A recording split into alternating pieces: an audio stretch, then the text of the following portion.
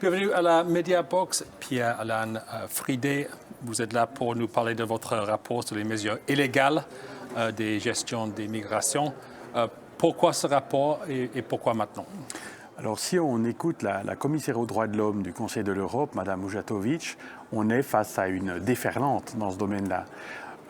Alors qu'on devrait appliquer des règles claires qui sont celles des conventions de Genève, les critères de la Convention européenne des droits de l'homme, énormément de pays utilisent en fait des refoulements illégaux, des pushbacks, et c'est un problème qui touche selon Mme Mijatović, près de la moitié des pays du Conseil de l'Europe, mais surtout des dizaines de milliers de personnes chaque année, et c'est absolument inacceptable. Il y a d'abord des principes. Le principe, c'est que toute personne qui se présente à une frontière ou qui est sur un territoire d'un pays a le droit de demander asile et protection. Et ensuite, le pays en question, d'après les accords internationaux, les grands principes des textes que j'ai cités avant, est censé introduire une procédure individuelle avec des critères très précis, un traducteur, et surtout assurer secours et protection à la personne jusqu'à ce qu'une décision soit prise. Et quand la décision est prise, il faut s'assurer que s'il y a un renvoi, c'est vers un pays tiers sûr.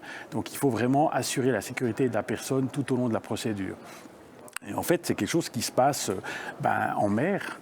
Les gens qui arrivent d'Afrique ou d'ailleurs sur des bateaux qui sont refoulés, on sait, il y a eu des témoignages que des gardes-côtes enlèvent le moteur de ces embarcations de fortune et les laissent dériver vers la Turquie par exemple. On sait que dans certaines forêts entre la Croatie et la Bosnie, il se passe des choses assez pénibles avec des gens qui sont battus et refoulés. Il y a de la violence, ça existe dans énormément de pays et ça, c'est tout à fait inacceptable. Et j'aimerais dire que pour Mme Mijatović, pour tous les textes principaux, il n'y a pas de migration illégale.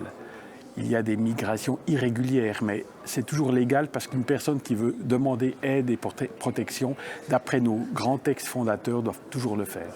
Pierre-Alain Fridet, merci beaucoup. Merci.